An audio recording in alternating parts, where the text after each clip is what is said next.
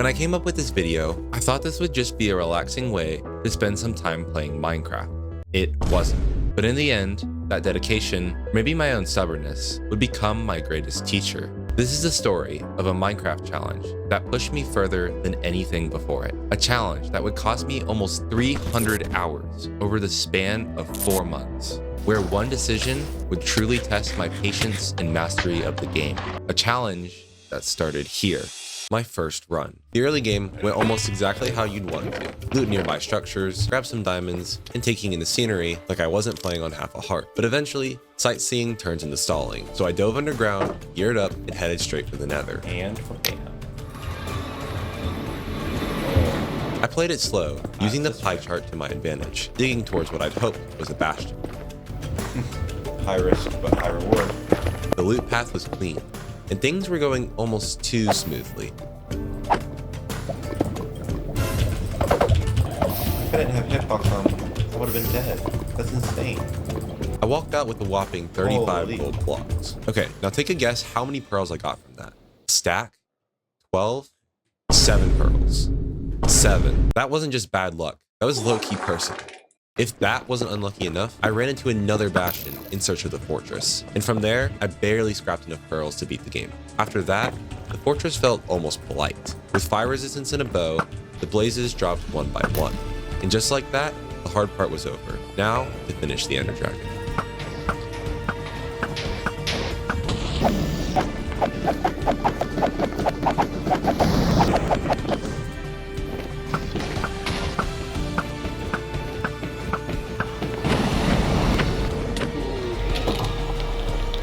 Pretty easy, right? After raiding a few end cities, I felt untouchable. With these essential endgame items, I was beginning to feel like this world was mine. But I knew better than to get sloppy, so I did what every hardcore player does when they start feeling comfortable, building the cheapest raid farm I could find. With this, I had infinite totems on demand, and essentially, immortality. And once that safety net was in place, I spent the next 40 days building a house. Not because it was optimal, not because it was efficient, just because I could. Eventually, I remembered I actually had to finish the game and started looking at what to do next. If you've never gone for all advancements, it's wild how much of the game you normally ignore. Many of these advancements would require lots of exploration. So as I traveled, I collected as much sugarcane and gunpowder as I could. At first, there were many easy achievements I could knock out with no effort. But that couldn't overshadow some of the more dangerous and daunting ones to come. Achievements requiring exploration of the most dangerous places in the game, like ancient cities. With a little too much noise, my run would be over in an instant. I needed 2 trims from this place, so let's try and grab them as quick as possible. Yeah,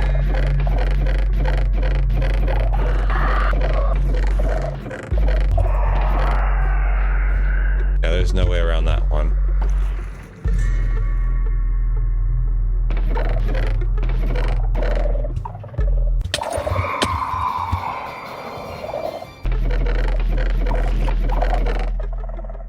Thankfully, all went well. I moved on to explore the trial chambers. With my confidence at an all-time high, I swept through this structure and activated my dream luck, looting ominous vaults. Nice first try. Well, bam. Oh, flow. Okay, I like flow. Oh, enchanted golden apple. You know what? That's fine. That's an acceptable alternative. Ooh, magic pod shell. Ooh. What's up? I don't think it worked. Oh, base. Oh, dang it. And if that wasn't crazy enough, here's the icing on the cake. And by the time day 100 rolled around, I had knocked out more advancements than I ever had in a hardcore On day world. 100?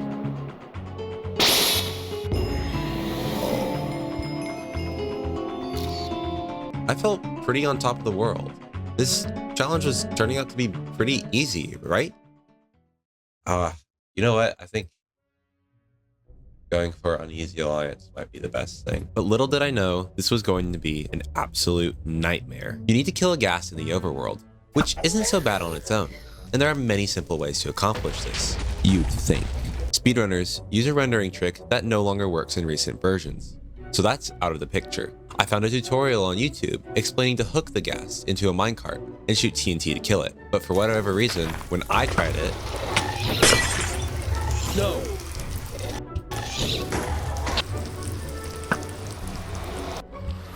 Come on.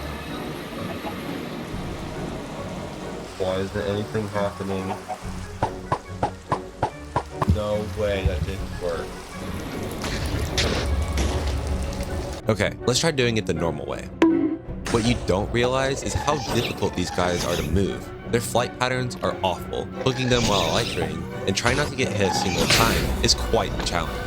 My Soul Sand Valley was starting to look like a war zone, and the one time I managed to get a gas through the portal, it suffocated on the other side. Why didn't you build a bigger portal? I did, but every time the portal break, it would make smaller new ones. So, I needed to hook the gas, not get hit myself like the portals get, not fall into a crater, nor step in a fire, because that pops me, and even when I managed to do all of that, it died to suffocation in the overworld.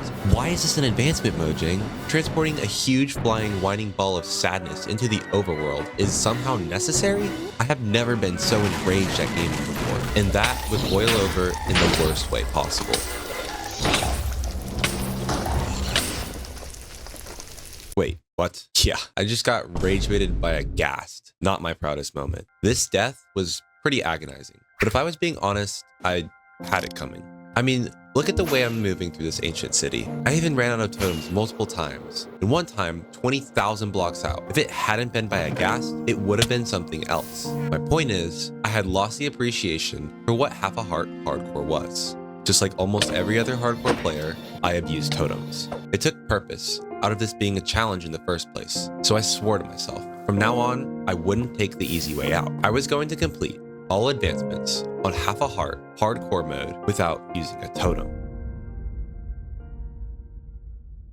But we had a long way to go, and I wasn't going to be as fortunate as I was in my first run. That's so fast. I was getting a little desperate, but eventually I'd make my way back. Thanks. I'm logging off. I need him. Instead of gambling on Bastion trades, I farmed Endermen in the Warped Forest. I don't know why I didn't do that from the start. I worked on making an underground villager base and beating the Ender Dragon as fast as possible. There we go. I mentioned earlier, as I traveled, I killed creepers for gunpowder, but now that felt too risky. So I built the cheapest, somewhat efficient farm I could find and AFK'd it overnight. Despite waking every hour to make sure my screen wasn't game over, it worked like a charm. With some final preparations, I was ready for the long journey of completing every single advancement. First things first, I want to knock out Uneasy Alliance, because I'm not going through that again. I found another roof setup that was pretty simple and got the achievement in about 15 minutes. I got you. Yes. Next, I worked on setting up a simple iron farm. This would be useful for a full beacon and for plenty of shears to traverse ancient cities, so I had to be much more cautious. I didn't die there. After many raids, I got all I needed, and in the span of a grindy week, I was practically back to where I originally was.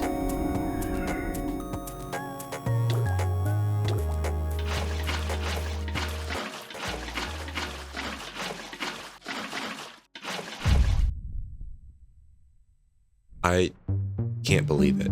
That was all it took to get sent back to the beginning. Tens of hours of work felt like it had been thrown down the gutter once again. It felt like this game over screen was becoming all too familiar. Could I really do this? Was it worth all the time and attempts to get back here just to die in another ignorant error? I wasn't sure, but I knew I wasn't ready to give up either. New World 194. This world started like no other, a desert temple seed. Now this didn't end up being too particularly useful, but gave just enough resources to get me in the nether. In learning from my previous mistakes, I developed a new strategy to farm blazes. I was left with absolute scraps, but with my gold boots and a dream, I made it to the end and once again defeated the dragon. But as I went to loot end cities, I realized I had no apples, meaning at any moment, I was one snipe away from going back to nothing. But I pull out my clutch factor, snagging shulker shells from a distance, elytras, and a spire trim. I set up another villager trading hall for max gear, iron farm, beaconator, and other useful resources, like the creeper and sugarcane farm for infinite exploration and explosives. Back on my feet, I felt confident making my way to where I was, but I couldn't get too careless.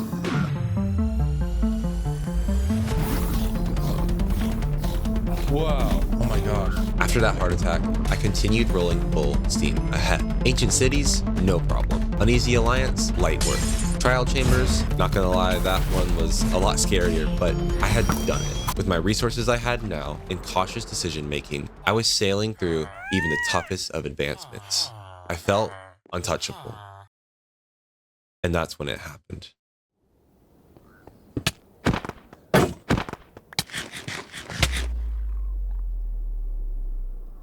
At this point, I had completely lost my patience. Out of great desperation, I kept throwing myself in dangerous situations in hope to amount to any progress. I've been doing this for like the past. I hate Yes. It was And really oh my brutal. God. And it took a lot of motivation from me. No, I knew it was gonna go up. Those hours of attempts turned into days. Those days into weeks. And with hardly anything to show for all my work, I felt like giving up. But I knew all I needed was one run, with just enough luck to get me through the unforgiving nature of half a heart. And with enough patience, that run would come.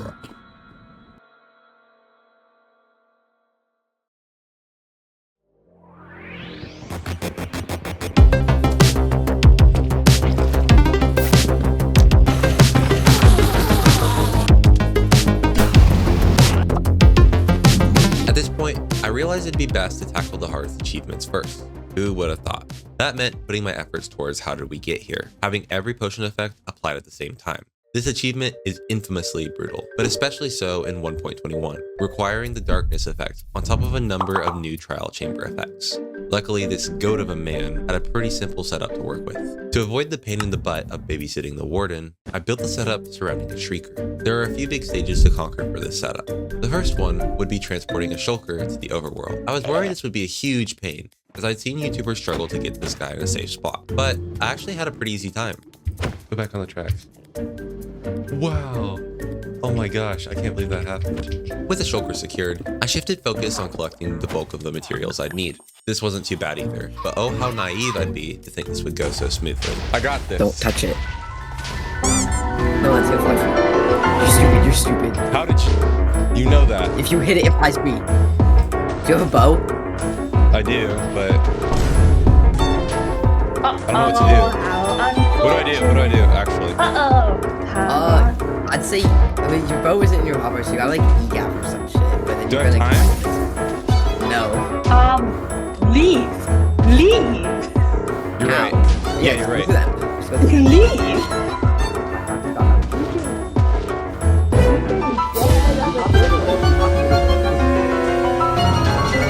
I need a beacon Use the still, beacon. but it's better. Oh my gosh. Oh gosh, bro.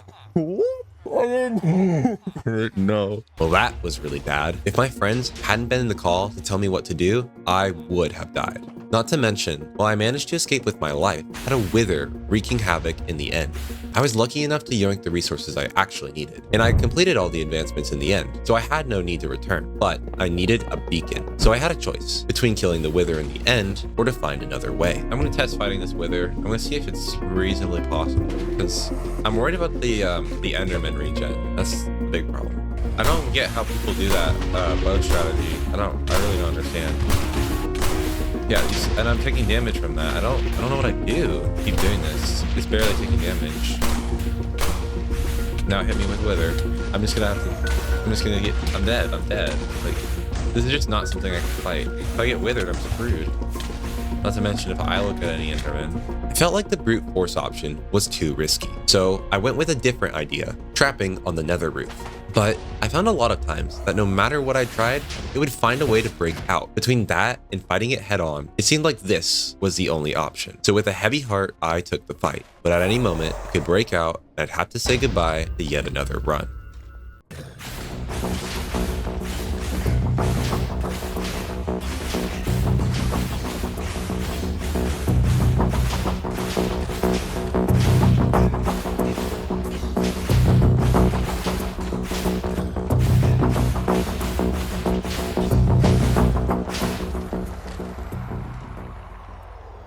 Probably should have popped the strength 2 there, but it worked out in the end fine.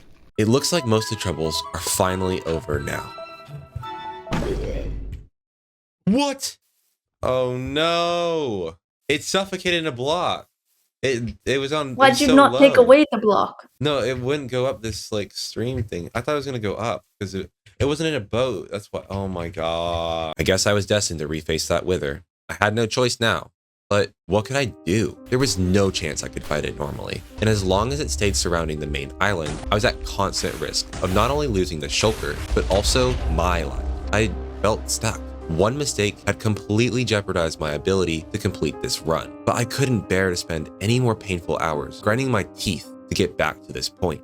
That's when someone told me a clever idea that might actually work. I want to lure it out to like the middle of the void and then unload it. Would you mind?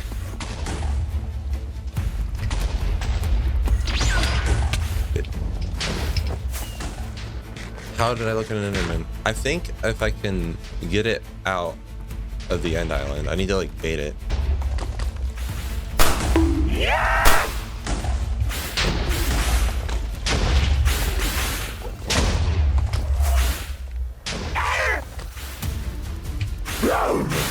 Yes.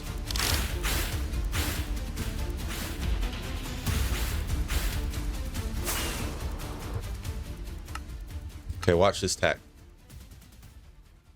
Turn down my render distance to 2.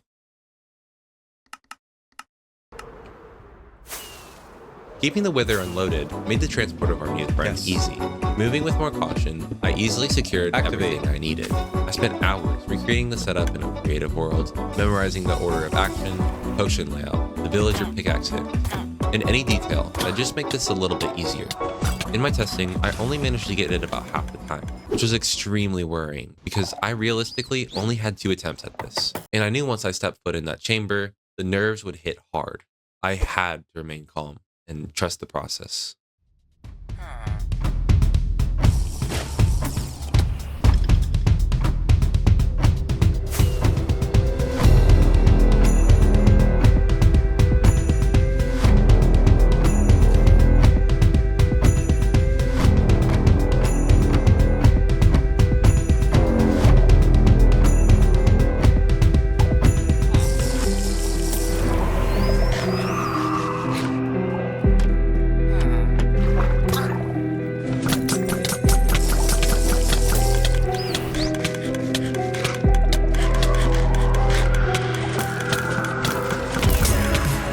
Gosh.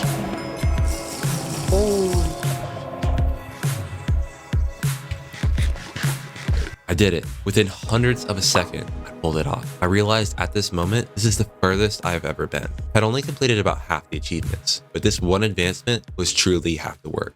Nonetheless, the job wasn't finished.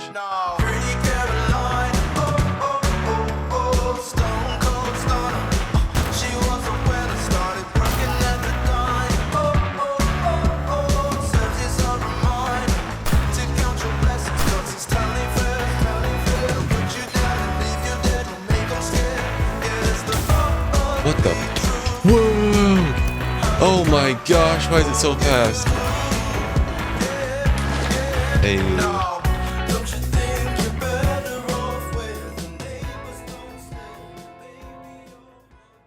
You may think the rest of this should be a walk in the park. Well, you'd be wrong, because there's another advancement I've been ignoring that has been a dagger to so many of my runs. Smithing in style. This advancement requires 8 unique armor trims, and not your coast types of armor trims. I'm talking Tide, Silence, and Vex. Essentially, this forced me to put myself against all of the strongest mobs in the game. I haven't gotten this advancement once, and with my furthest world on the line, it only made it more daunting. Similar to approaching How Did We Get Here, I wanted to knock out the toughest trims first, starting with Tide, which only drops from Elder Guardians. Because I was on half a heart, I had to eat Enchanted Golden Apple if I wanted to safely tank damage here. On top of that, the mining fatigue was a GTFO timer, because drinking milk wouldn't end too well for me. Tide allegedly has a 20% drop rate, but it seems Minecraft had other plans for me. Oh wait. It's for, let me in.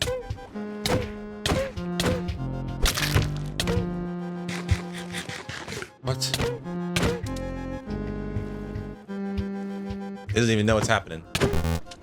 I didn't get it.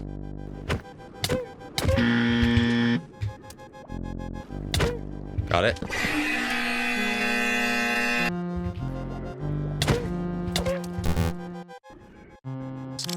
Sixteen have been slain.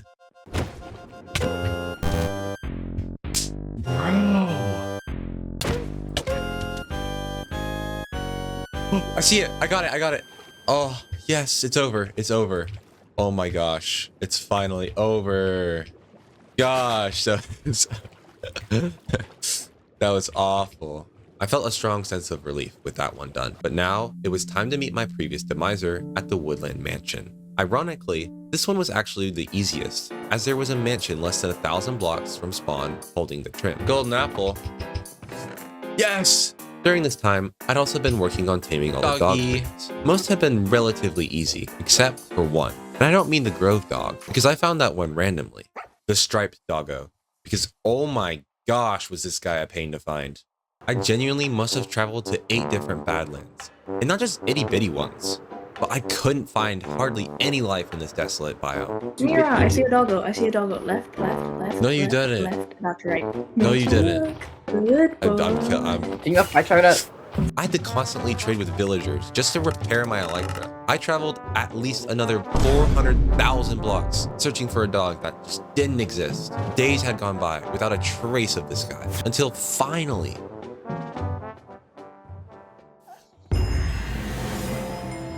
I knew at this point, this had to be the run. I wanted to guarantee that no matter what. So when I looked at tackling the trial chamber advancements, I decided to build a farm for ominous keys instead of putting everything on the line against a horde of strays. With enough patience, I was able to get plenty of ominous keys to eventually obtain a run. the mace. Now, I could focus my efforts towards grinding out whatever small achievements were left. Okay.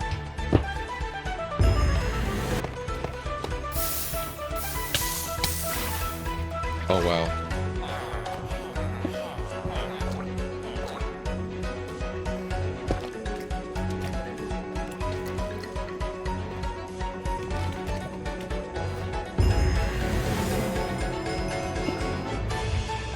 There's a lot of other googlies over here. Oh, it's so fast and scary. Don't mind me. It's when I'm around you. Oh, I didn't know that would summon you. That was until I was left with only 3. Postmortal would come at the end. So really, I only had 2 to do. And I missed my chance during a thunderstorm, so I could only go for 1 more advancement. But what could that possibly be? Oh, I had to go back to the end. Not only that, I had to resummon the dragon with a rogue wither on the loose. Everything was on the line here. The place that had tormented me would be my final test of whether I was worthy enough to call myself a master of the game. I either fought with everything I had to get there, or I'd die trying.